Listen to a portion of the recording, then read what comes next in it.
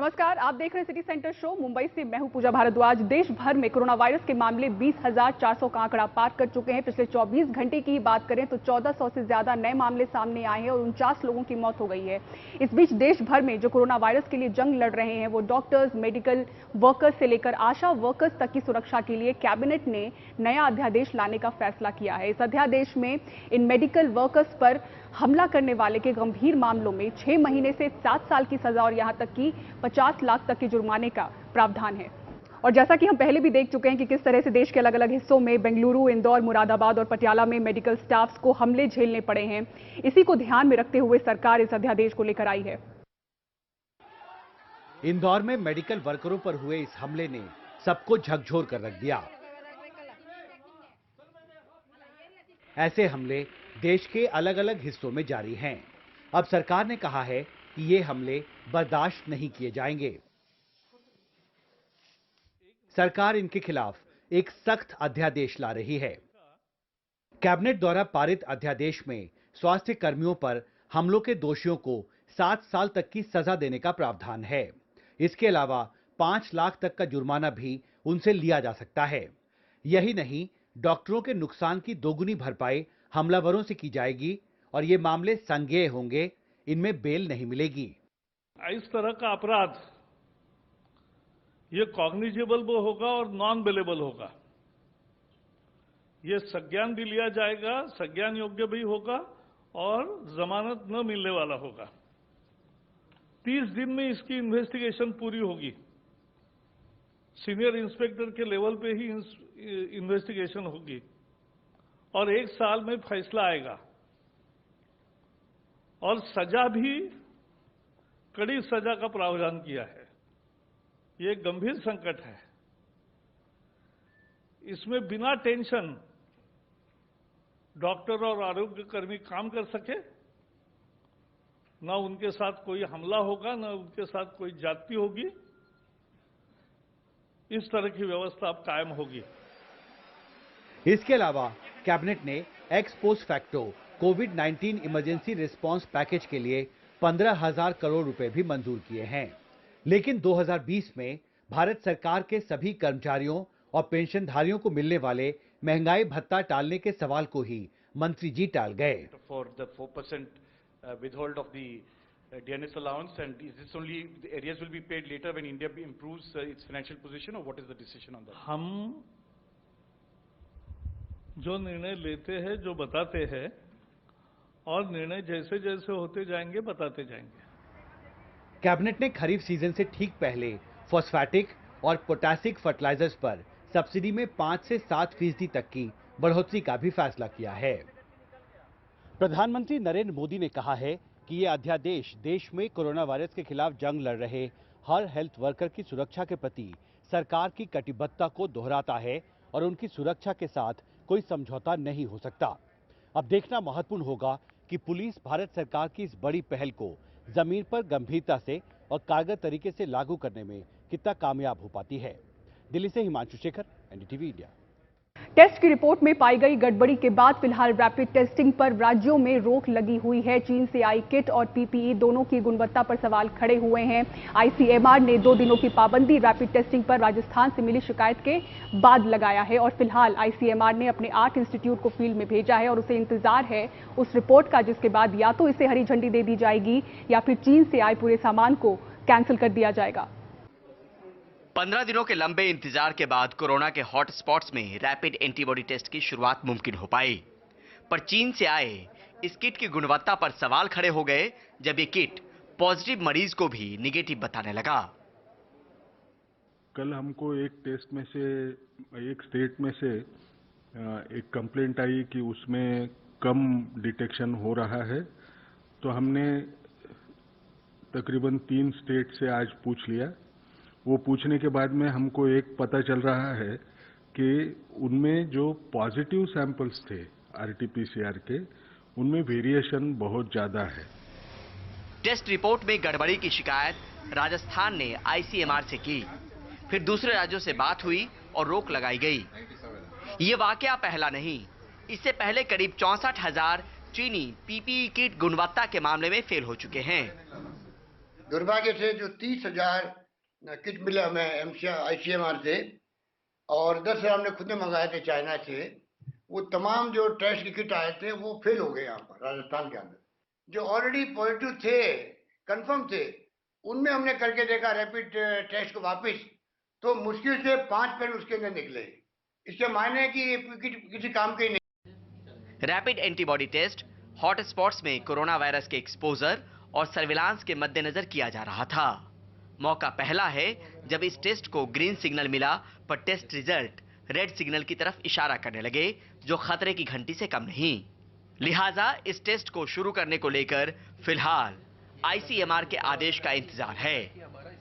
नई दिल्ली से Parimal Kumar, NDTV India.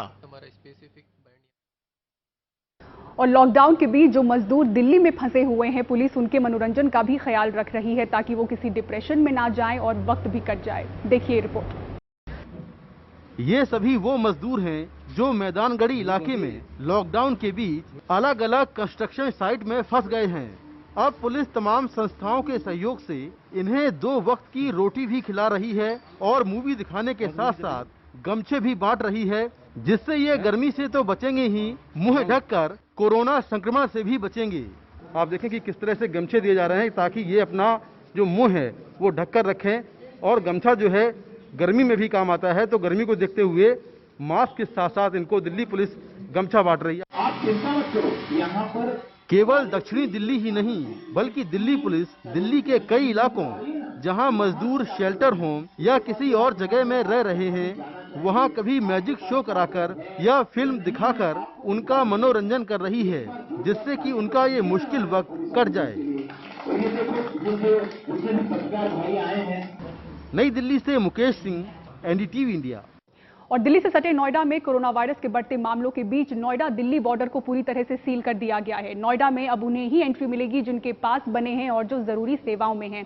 Media कर्मियों के लिए भी अब पास को अनिवार्य कर दिया गया है और इसी वजह से नोएडा दिल्ली रोड पर बुधवार के दिन लोगों को काफी परेशानी झेलनी पड़ी।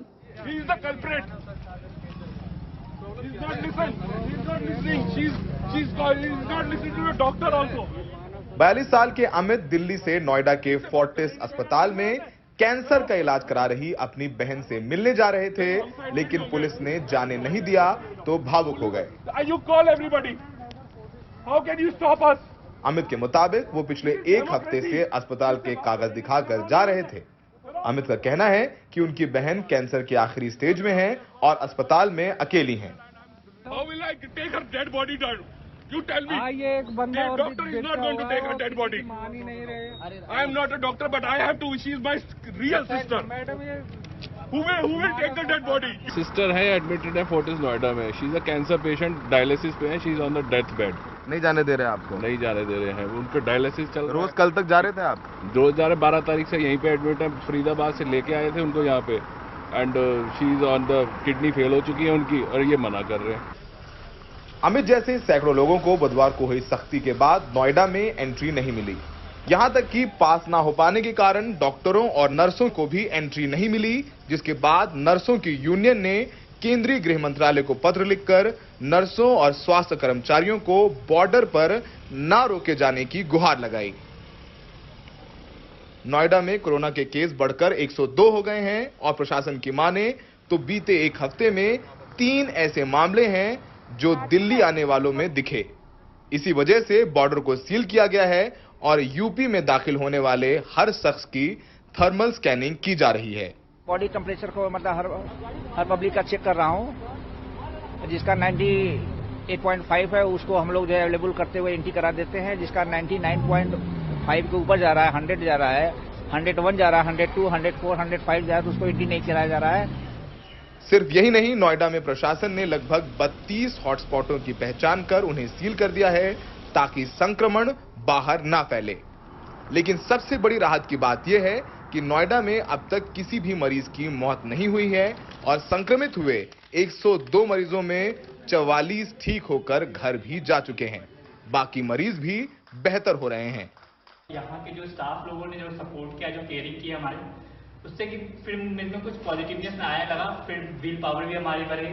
हमारे घर वालों ने भी हमें हौसला अफजाई किया कि डरो मत, घबराओ मत, जो भी होगा अच्छा होगा। एक बात तो तय है कि उत्तर प्रदेश सरकार को लगता है कि दिल्ली से कोरोना संक्रमण नोएडा और गाजियाबाद पहुंच रहा है, यानी उत्तर प्रदेश पहुंच रहा है। यही वजह है कि बॉर्डर सील किया गया है, सबको थर्मली स्कैन किया जा रहा है और जिनके पास नहीं है उनकी एंट्री उत्तर प्रदेश में नहीं हो रही है, यानी उत्तर प्रदेश लगभग पूरी तरीके से सील हो चुका है। दिल्ली नोएडा बॉर्डर में सुशील राठी के साथ सौरभ शुक्ला, एनडीटीवी इंडिया। और कोरोना वायरस की टेस्टिंग की क्या है पूरी प्रक्रिया, आपको दिखाएंगे तफसील से इस पर रिपोर्ट। एक ब्रेक के बाद बने रहिए सिटी सेंटर शो के साथ।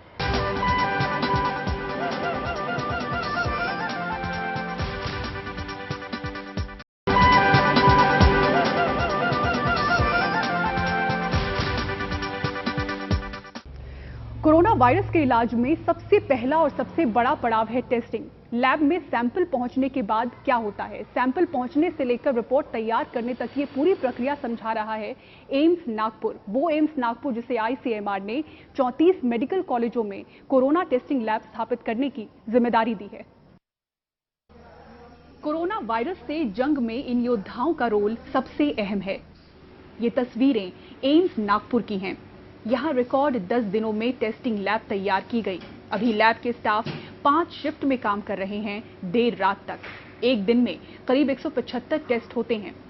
एम्स नागपुर की डायरेक्टर डॉक्टर विभा दत्ता और माइक्रोबायोलॉजी विभाग की प्रमुख डॉक्टर मीना मिश्रा तफसील से बता रही हैं कि सैंपल लैब में पहुंचने के बाद टेस्टिंग की पूरी प्रक्रिया करीब 5 घंटों में किस तरह से पूरी होती है। ये प्रयोगशाला आम प्रयोगशाला नहीं है, ये एक विशेष लैब है। यहाँ पे रिसीव करना पड़ता है सैंपल, उसमें भी एक तरीका है। उसके बाद उसको स्टोर करना पड़ता है, क्योंकि एक बार में 200 से 300 सैंपल्स आ जाते हैं, तो वो इकट्ठा एक बार में नहीं प्रोसेस होते हैं, तो उनको हमें स्टोर करना पड़ता है। डीप फ्रीजर में ये -80 पे स्टोर होते हैं। उसके बाद जब हमें टेस्ट करना होता है तो उसमें से हमें आरएनए उसमें सैंपल में से एक्सट्रैक्ट करना है। उस आरएनए का फिर हम उसको डीएनए में परिवर्तित करते हैं।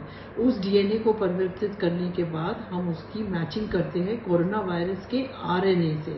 यहाँ पर हम लोग कोविड-19 के सैंपल्स की जांच करते हैं।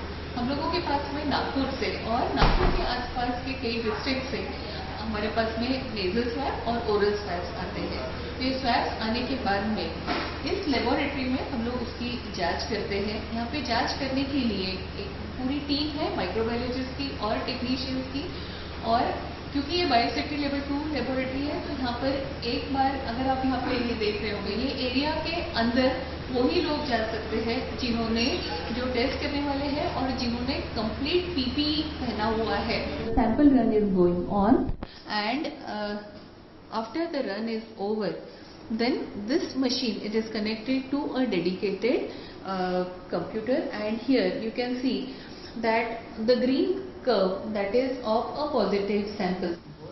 लैब की टेस्टिंग क्षमता को देखते हुए Indian council of medical research ने एम्स नागपुर को महाराष्ट्र, गोवा के अलावा दमन दीव और दादर नागर हवेली के 34 मेडिकल कॉलेजों में कोरोना की लैब स्थापित करने की जिम्मेदारी दी है। इन लैब्स को मान्यता देने से लेकर उनके स्टाफ को ट्रेनिंग देने का काम अब एम्स नागपुर कर रहा है। मुंबई से पूजा भारद्वाज, एनडीटीवी इंडिया। और सिटी सेंटर शो में फिलहाल मुझे दीजिए इजाजत, लेकिन खबरों के लिए बने रहें एनडीटीवी इंडिया के साथ। नमस्कार।